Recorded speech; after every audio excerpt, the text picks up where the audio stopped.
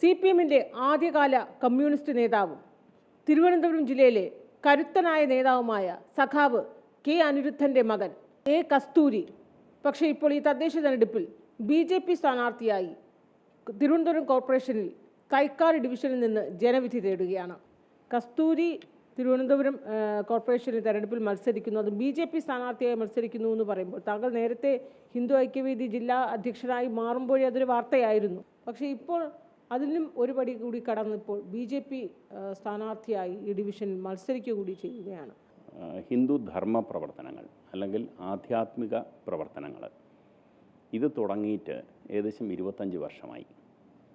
അതിനു മുമ്പേ തന്നെ ഈ കാര്യങ്ങൾ കേരളത്തിന് പുറത്തിരുന്ന സമയത്ത് പലപ്പോഴായി പഠിക്കുകയും ആ ആശയങ്ങൾ ഉൾക്കൊള്ളുകയും ചെയ്തു. അപ്പോൾ ഇത് കഴിഞ്ഞ് ആ ഒരു ഹിന്ദുത്വ നിലപാട് സ്വീകരിച്ച് അത് ശരിയാണ് എന്ന് വിശ്വസിച്ച് അതിൻ്റെ ചില പ്രവൃത്തികളൊക്കെ നടത്തിക്കൊണ്ടിരുന്നപ്പോഴാണ് ഹിന്ദു ഐക്യവേദിയുടെ ജില്ലയുടെ അധ്യക്ഷൻ എന്നുള്ളൊരു ചുമതല എന്നെ ഏൽപ്പിക്കുന്നത്. ഇപ്പോൾ ശരിക്കും പറഞ്ഞാൽ ഹിന്ദു ഐക്യവേദിയുടെ ജില്ലാ അധ്യക്ഷനായത് ഏപ്രിൽ മാസത്തിലാണ്, ഈ കഴിഞ്ഞ ഏപ്രിൽ മാസത്തിലാണ്. അതിനുശേഷം തിരുവനന്തപുരത്തെ ഈ കോർപ്പറേഷൻ തിരഞ്ഞെടുപ്പിൽ പ്രത്യേകിച്ച് ഇവിടെ ഉള്ള തൈക്കാട് വാർഡ് ഇത് CPM-ൻ്റെ ഒരു ശക്തി കേന്ദ്രമാണ്. ഇതുവരെ CPM നിർത്തുന്ന സ്വതന്ത്ര സ്ഥാനാർത്ഥിയോ അവിടെ ആദ്യം അരിവാൾ ചുറ്റിക നക്ഷത്രത്തിൽ മത്സരിക്കുന്നത് എനിക്ക് തോന്നുന്നു എൻ്റെ ജ്യേഷ്ഠൻ സഖാവ് സമ്പത്ത് തന്നെയാണ്. അതിനുശേഷം തുടർച്ചയായി അരിവാൾ ചുറ്റിക നക്ഷത്രം പല സ്ഥാനാർത്ഥികൾ അവിടെ മത്സരിച്ച് ജയിച്ചു. ഒരു പ്രാവശ്യം മാത്രം CPM എന്ന് പുറത്തുപോയ ഒരാൾ CMB ആയിട്ട് മാധവൻ CMB ജയിച്ചു. അതേ കാൻഡിഡേറ്റ് തന്നെ തിരിച്ച് CPM-ൽ വരികയും കഴിഞ്ഞ പ്രാവശ്യം അവിടെ നിന്ന് കൗൺസിലറാവുകയും ചെയ്തു. അപ്പോൾ ഇപ്പോൾ അദ്ദേഹത്തിനെ മാറ്റി മറ്റൊരു സ്ഥാനാർത്ഥിയാണ് CPM അവിടെ ഫീൽഡ് ചെയ്യുന്നത്. അപ്പോൾ എൻ്റെ അടുത്ത് ആവശ്യപ്പെട്ടത് ഈ പെർട്ടിക്കുലർ തൈക്കാട് വാർഡിൽ അവിടെ ഒരു ശക്തമായ മത്സരം നമുക്ക് കൊടുക്കണം, ഈ വാർഡ് പിടിച്ചെടുക്കണം, ഇതായിരുന്നു ആവശ്യം. അപ്പോൾ ഞാൻ BJP-യുടെ ഒരു ആക്റ്റീവ് പ്രവർത്തനമല്ല, ഞാൻ സംഘപരിവാർ പ്രസ്ഥാനങ്ങളുമായി അടുത്ത് RSSകാർ വിളിക്കുന്ന ചില ഇൻ്റലക്ച്വൽ ഫങ്ഷൻസ് അതിനകത്ത് പങ്കെടുത്ത് അങ്ങനെ കഴിഞ്ഞ ഒരു 15 വർഷത്തിൽ കൂടുതൽ അങ്ങനെയുള്ളൊരു ചരിത്രമുണ്ട്. അപ്പോൾ അത് കഴിഞ്ഞ് ഇപ്പോൾ ഇങ്ങനൊരു ദൗത്യം എന്നെ ഏൽപ്പിച്ചു.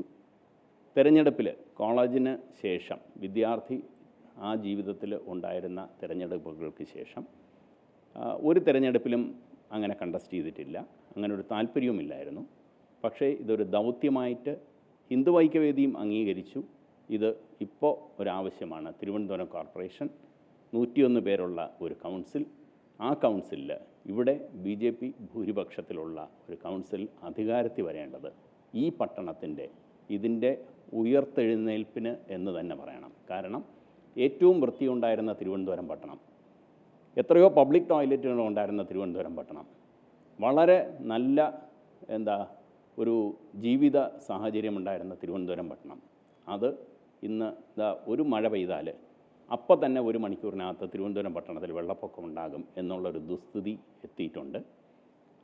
ഈ പറഞ്ഞ ഒരുപാട് പ്രശ്നങ്ങൾ, നമ്മുടെ ജനങ്ങളുടെ ജീവിത നിലവാരം, റോഡിലിറങ്ങിയാൽ പട്ടി കടിക്കാതെ ജീവിക്കാൻ പറ്റില്ല എന്നുള്ള അവസ്ഥ, പ്രായമായവർക്ക് റോഡിൽ നടക്കാൻ സ്ഥലമില്ല, സുരക്ഷയില്ല, ഇങ്ങനെയൊക്കെയുള്ള ഒരവസ്ഥയിൽ കേന്ദ്ര സർക്കാർ കഴിഞ്ഞ 10 വർഷത്തിൽ കൂടുതലായി പ്രചരിപ്പിക്കുന്ന അല്ലെങ്കിൽ നടപ്പിലാക്കി വരുന്ന പദ്ധതികൾ, അത് ഭാരതത്തിലുടനീളം അത്തരം പദ്ധതികൾ നടപ്പിലാക്കി വരുന്നു, ജനക്ഷേമപരമായ പദ്ധതികൾ, ഇതൊന്നും തന്നെ ഈ കേരളത്തിൽ കൊണ്ടുവരില്ല എന്ന ഉറച്ച നിശ്ചയത്തിൽ സംസ്ഥാന സർക്കാരും ഈ തിരുവനന്തപുരം കോർപ്പറേഷൻ്റെ ഭരണക്കാരും അവർ ഒന്നിച്ച് നിൽക്കുന്നത് കൊണ്ട് ഇപ്പോൾ തന്നെ 70 വയസ്സ് കഴിഞ്ഞ മുഴുവൻ ഇന്ത്യൻ പൗരന്മാർക്കും സൗജന്യ ചികിത്സ എന്ന് പറഞ്ഞൊരു പദ്ധതിയുണ്ട്.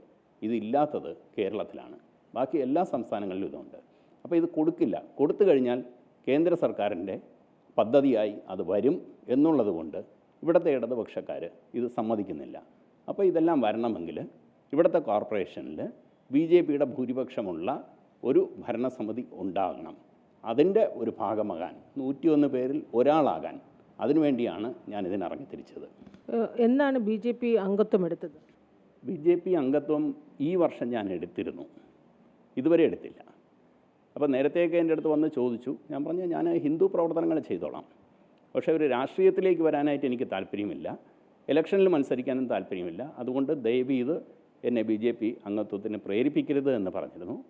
പക്ഷേ ഈ വർഷം എന്ത് പറ്റിയെന്ന് വെച്ചാൽ, ഈ തുടരെയുള്ള പ്രവർത്തനങ്ങൾ, ശ്രീമാൻ നരേന്ദ്രമോദി നടത്തുന്ന ജനക്ഷേമകരമായ പ്രവർത്തനങ്ങൾ, അത് കണ്ട് എനിക്ക് അത് ഇഷ്ടപ്പെട്ടു, അതിലൊരാവേശമുണ്ടായി. നല്ലൊരു ടീം വർക്ക് കേന്ദ്ര സർക്കാർ ഏത് മേഖലയിലായാലും ഏത് മിനിസ്ട്രി ചെയ്യുന്ന പ്രവർത്തനങ്ങളായാലും ഡെവലപ്മെൻറ്റ് ആക്ടിവിറ്റീസ് അതിൽ താല്പര്യമുണ്ടായി, അതിൻ്റെ ഒരു ഭാഗമാകാം എന്ന് തീരുമാനിച്ചുകൊണ്ട് ഇന്ന് ലോകത്തിലെ ഏറ്റവും വലിയ ജനാധിപത്യ പാർട്ടി എന്നുള്ള രീതിയിൽ BJP വളർന്നു നിൽക്കുന്നു. അപ്പോൾ അതിൻ്റെ ഒരു മെമ്പർഷിപ്പ് എടുത്തു. അനിരുദ്ധൻ്റെ മകൻ BJPയിൽ ഒരു കാൻഡിഡേറ്റായി മത്സരിക്കുന്നു. എന്നാൽ ജ്യേഷ്ഠനാകട്ടെ ഇപ്പോഴും A സമ്പത്ത്, അദ്ദേഹം മുൻ MP ആണ്, അദ്ദേഹം ഇപ്പോഴും CPM നേതാവായി തന്നെ തുടരുന്നു. രണ്ടുപേരും തൊട്ടടുത്ത് തന്നെ ഒരു കോമ്പൗണ്ടിൽ തന്നെ താമസിക്കുകയും ചെയ്യുന്നു. അപ്പോൾ ആശയപരമായി നിങ്ങളുടെ ഈ ഒരു വ്യത്യാസം, ആശയപരമായി രണ്ടുപേരും രണ്ട് ധ്രുവങ്ങളിൽ നിൽക്കുമ്പോൾ മറ്റേതെങ്കിലും തരത്തിൽ അതിനെ ബാധിക്കുന്നുണ്ടോ? ഇപ്പോൾ കൊച്ചിലെ തന്നെ നോക്കിക്കഴിഞ്ഞാൽ ചേട്ടൻ്റെ ഇഷ്ടപ്പെട്ട എക്സ്ട്രാ കരിക്കുലർ ആക്ടിവിറ്റി എന്ന് പറയണത് ലിറ്ററേച്ചർ, നന്നായിട്ട് വായിക്കും, പ്രസംഗം, ഡിബേറ്റ്, ഇങ്ങനെയുള്ള കാര്യങ്ങളിൽ ചേട്ടൻ വളരെ മിടുക്കനായിരുന്നു. എസ്സേ റൈറ്റിംഗ് ഒക്കെ. ഞാനാണെങ്കിൽ ചിത്രകല, ശില്പകല അങ്ങനെയുള്ള കാര്യങ്ങളിലാണ്. എനിക്ക് വായന വളരെ കുറവായിരുന്നു. പ്രസംഗം അങ്ങനെയുള്ളതിൽ യാതൊരു താല്പര്യമില്ലായിരുന്നു. ശരിക്കും പറഞ്ഞാൽ ഒരു സ്റ്റേജ് ഫ്രൈറ്റൊക്കെ ഉണ്ടായിരുന്ന ഒരു ഇൻട്രാവേർട്ടായിരുന്നു സ്കൂളിലൊക്കെ പഠിക്കുമ്പോൾ ഞാൻ. അപ്പോൾ ഇതാണ് ഞങ്ങൾ തമ്മിലുള്ള വൈരുദ്ധ്യം. പക്ഷേ അനിയനും ചേട്ടനും എന്നുള്ള കാര്യത്തിൽ ഇതൊരു കോംപ്ലിമെൻ്ററി ആയിട്ടുള്ള ഒരു സ്ട്രെങ്ത് ആയിട്ടാണ് ഞാൻ കണ്ടിട്ടുള്ളത്. ഇപ്പോൾ ഇത് രണ്ട് ആശയങ്ങൾ, അദ്ദേഹം വിശ്വസിക്കുന്ന ഒരാശയം, അദ്ദേഹത്തിന് ഉള്ള ഒരു പബ്ലിക് ഇമേജ്, ഇനി അതിൽ നിന്ന് വ്യതിചലിക്കാനായിട്ട് എൻ്റെ ജ്യേഷ്ഠന് വലിയ പാടാണ്. കാരണം 3 പ്രാവശ്യം ലോക്സഭയിലേക്ക് കമ്മ്യൂണിസ്റ്റ് പാർട്ടിയുടെ അംഗമായിട്ട്, CPMൻ്റെ അംഗമായിട്ട് ഇവിടുന്ന് തിരഞ്ഞെടുത്ത് പോയ ഒരാൾ പെട്ടെന്ന് ഈ ആശയം മാറ്റി പറയുന്നത് എന്തോ എനിക്ക് തോന്നുന്നു, അത് പറയുന്നത് തന്നെ ഒരു ചമ്മലായിട്ട് തോന്നില്ലേ അങ്ങനെ പറഞ്ഞാൽ. പക്ഷേ ഞാനൊരു SFI പ്രവർത്തകനൊക്കെ ആയിരുന്നു. അത് കഴിഞ്ഞ് ഇങ്ങനെയുള്ള ആശയങ്ങൾ, നമ്മുടെ ആധ്യാത്മിക സിദ്ധാന്തങ്ങൾ, ഇങ്ങനെയുള്ള കാര്യങ്ങൾ പഠിച്ചു, പലതും അനുഭവിച്ചറിഞ്ഞു. അതിൻ്റെ അടിസ്ഥാനത്തിൽ എനിക്ക് തോന്നി എനിക്ക് തെറ്റുപറ്റി, അതുകൊണ്ട് ഞാനത് തിരുത്തി. ഈ തൈക്കാട് ഡിവിഷനിൽ കൗൺസിലറായി മത്സരിക്കുന്നു. അപ്പോൾ പ്രചാരണം ഇപ്പോൾ ആരംഭിക്കാൻ പോകുന്നതേ ഉള്ളൂ. ഗൃഹസന്ദർശനമൊക്കെ ഏത് ലെവൽ വരെ എത്തി? സത്യം പറഞ്ഞാൽ ഈ തൈക്കാട് വാർഡിൽ, ഡിവിഷനല്ല, തൈക്കാട് വാർഡിൽ A കസ്തൂരിയുടെ ഒരു പോസ്റ്റർ പോലും നിങ്ങൾക്കിന്ന് കാണാൻ പറ്റില്ല. ഒരു പോസ്റ്റർ പോലും പ്രിൻ്റ് ചെയ്തിട്ടില്ല. ഇന്നലെ രാത്രിയാണ് അത് പ്രിൻ്റ് ചെയ്തെത്തിയത്. ഇന്ന് ഒട്ടിക്കുന്നെങ്കിലേ ഉള്ളൂ, മഴയാണ്. ഒരു ഫ്ലക്സ് ബോർഡ് പോലും പ്രിൻ്റ് ചെയ്തിട്ടില്ല. ശരിക്കും ഈ ഫ്ലക്സ് ബോർഡ് വെച്ചത് കൊണ്ടോ, ചുവരെഴുതിയത് കൊണ്ടോ, അല്ലെങ്കിൽ ഒരു പോസ്റ്റർ ഒട്ടിച്ചത് കൊണ്ടോ ഒരു വോട്ട് പോലും കൂടില്ല. ഞാൻ കഴിഞ്ഞ 2 ദിവസം, ഇന്നലെയും മെനിഞ്ഞാന്നും, ഈ വാർഡിലെ പല മേഖലയിലും വീടാന്തരം കയറി ഓരോരുത്തരെയും നേരിട്ട് കണ്ട് അവരുമായിട്ട് സംസാരിച്ച്, ഞാനാണ് കസ്തൂരി, ഇവിടുത്തെ സ്ഥാനാർത്ഥി, BJPയുടെ സ്ഥാനാർത്ഥി, അത് ഞങ്ങൾക്ക് BJPയുടെ ഭൂരിപക്ഷമുള്ള ഒരു കോർപ്പറേഷന് അധികാരത്തിൽ വരാൻ വേണ്ടി നിങ്ങൾ സഹായിക്കണം എന്ന് റിക്വസ്റ്റ് ചെയ്യുമ്പോൾ അവർ ചോദിക്കും, നിങ്ങളുടെ പടമോ നിങ്ങളുടെ പോസ്റ്ററോ ഒന്നും കണ്ടില്ല. ഞാൻ പറഞ്ഞു, എനിക്ക് ചെവരിൻ്റെ വോട്ട് വേണ്ട, എനിക്ക് നിങ്ങളുടെ മനസ്സിൻ്റെ വോട്ട് മതി എന്നാണ് അവരുടെ അടുത്ത് പറഞ്ഞത്. കാരണം എന്നെ സംബന്ധിച്ചിടത്തോളം ഈ രീതിയിലുള്ള ജനാധിപത്യ ഒരു ഫൈറ്റ് ഒരുതരം ധൂർത്താണ്. അത് മിനിമൈസ് ചെയ്യണം എന്നുള്ളതാണ് എൻ്റെ ആഗ്രഹം. എനിവേ അത് ചെയ്യാതിരിക്കാൻ പറ്റില്ല. കാരണം ഇത് നമ്മളെ സമൂഹത്തിൽ വന്നുപോയ ഒരു അധപ്പതനത്തിൻ്റെ തുടക്കമാണ് എന്ന് ഞാൻ വിശ്വസിക്കുന്നു. പക്ഷേ ഈ സംവിധാനത്തിൽ ഫൈറ്റ് ചെയ്യുമ്പോൾ ഒരു പരിധിവരെ എൻ്റെ പോസ്റ്ററും എൻ്റെ ഫ്ലക്സ് ബോർഡുകളും വന്നേ പറ്റൂ. അത് കാരണം അത് വരും, അത്രയേ ഉള്ളൂ. നിലവിലെ തിരുമല കൗൺസിലറിൻ്റെ ആത്മഹത്യ ഇപ്പോൾ വീണ്ടും സീറ്റ് നിഷേധിച്ചതിനെ തുടർന്ന് മറ്റൊരു ആത്മഹത്യ കൂടി ഉണ്ടായിരിക്കുന്നു. പൊടുന്നനെ സംഭവിച്ച ഈ സംഭവ വികാസങ്ങളൊക്കെ തന്നെയും നിങ്ങളുടെ കണക്കുകൂട്ടലുകളെയും പ്രതീക്ഷകളൊക്കെ എങ്ങനെയാണ് വിഘാതം, തടസ്സം ഉണ്ടാകുന്നത്? ആ സൂയിസൈഡ് എന്ന് പറഞ്ഞൊരു ആക്ടിവിറ്റി ആര് തന്നെ ചെയ്താലും അതൊരു ഭീരുത്വമാണ്. പ്രത്യേകിച്ചും ഒരു സ്ഥാനാർത്ഥി ആവാത്തത് കൊണ്ട് ഒരു രാഷ്ട്രീയ പ്രവർത്തകൻ, അതും പ്രത്യേകിച്ചും അദ്ദേഹം എന്തെങ്കിലും ഒരു RSSൽ പ്രവർത്തിച്ചിട്ടുള്ളതോ സ്വയം സേവകനോ ആണെങ്കിൽ, ആ സ്വയം സേവകൻ എന്നുള്ളൊരു വാക്കിൻ്റെ അർത്ഥം പോലും മനസ്സിലാക്കാത്ത ഒരു വ്യക്തിയാണ് അങ്ങനെയുള്ള ഒരു സൂയിസൈഡ് കമ്മിറ്റ് ചെയ്തത്.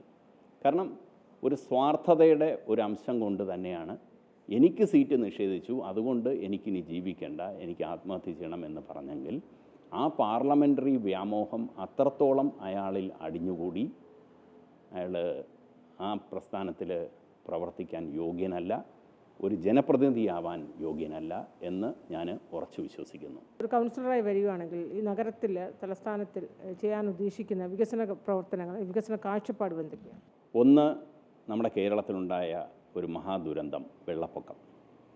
ആ സമയത്ത് ഈ വെള്ളപ്പൊക്കത്തിൽ വീടുകൾ നഷ്ടപ്പെട്ടവർക്ക് അവരെ പുനരധിവസിപ്പിക്കാൻ, അവർക്ക് പുതിയ വീടുകൾ വെച്ച് നൽകാൻ, അതിനു വേണ്ടിയിട്ട് വളരെ ഫാസ്റ്റായിട്ട് മാനുഫാക്ചർ ചെയ്ത വീടുകൾ അവർക്ക് കൊടുക്കാം. Very quick assembly, within 2 weeks ഒരു വീടിനെ നമുക്ക് നിർമ്മിച്ചെടുത്ത്, കാരണം വളരെ പാവപ്പെട്ടവൻ്റെ വീടുകളാണ്. ഞാൻ ഇന്നലെയും മെനിങ്ങാന്നും പോയി ഇവിടെയുള്ള കോളനികളിൽ പോയി കണ്ടപ്പോഴാണ് മനസ്സിലായത് ഇങ്ങനെയും മനുഷ്യന് കേരളത്തിൽ ജീവിക്കുന്നുണ്ടോ. കാരണം ഞാൻ ബോംബെയിൽ കണ്ടിട്ടുണ്ട്, അവിടെയുള്ള സ്ലമ്മുകളിൽ അവർ ജീവിക്കുന്ന അവസ്ഥ കണ്ടിട്ടുണ്ട്. പക്ഷേ അതേ സ്റ്റാൻഡേർഡിൽ ഇവിടെയും മനുഷ്യർ, പാവപ്പെട്ടവർ ജീവിക്കുന്നു. ഇവർക്ക് ഒരു മിനിമം കംഫർട്ടുള്ള ഒരു വീട് എന്ന് പറഞ്ഞ് എൻ്റെ സ്വന്തമായി ഞാനിരുന്ന് ഡേ ആൻഡ് നൈറ്റ് ഇരുന്ന് ആ സമയത്ത് 2 ആഴ്ച കൊണ്ട് ചെയ്ത ഒരു പ്രപ്പോസൽ, അതിന് ഒരു വിലയും ഇവിടുത്തെ കേരള സർക്കാർ കൽപ്പിച്ചില്ല. എനിക്ക് ഉറപ്പുണ്ട്, ഞാൻ കൗൺസിൽ മെമ്പറാണെങ്കിൽ ആ കൗൺസിലിൽ ഞാൻ ഇങ്ങനെയുള്ള ഒരു പ്രപ്പോസൽ അവതരിപ്പിക്കും. അതെങ്ങനെയെന്ന് വെച്ചാൽ നമ്മൾ വെറുതെ അങ്ങ് വെച്ചു കൊടുക്കുകയല്ല. നിങ്ങൾക്കൊരു വീട് വേണമെങ്കിൽ നിങ്ങൾ ആ വീട് പണിയുമ്പോൾ അതിൻ്റെ പാർട്ടാവണം. നിങ്ങൾക്കറിയാം ആ വീടിന് എത്ര സ്ട്രെങ്ത് ഉണ്ട്. കാരണം അവരിപ്പോൾ താമസിക്കുന്നത് ദുരവസ്ഥയിലാണ്. കാർഡ്ബോർഡും പ്ലാസ്റ്റിക്കും വെച്ച് കവർ ചെയ്തതും ഫ്ലക്സ് ഇട്ട കൂരയും ഇതൊക്കെ വെച്ചാണ് ജനങ്ങൾ താമസിക്കുന്നത്. തറയില്ല.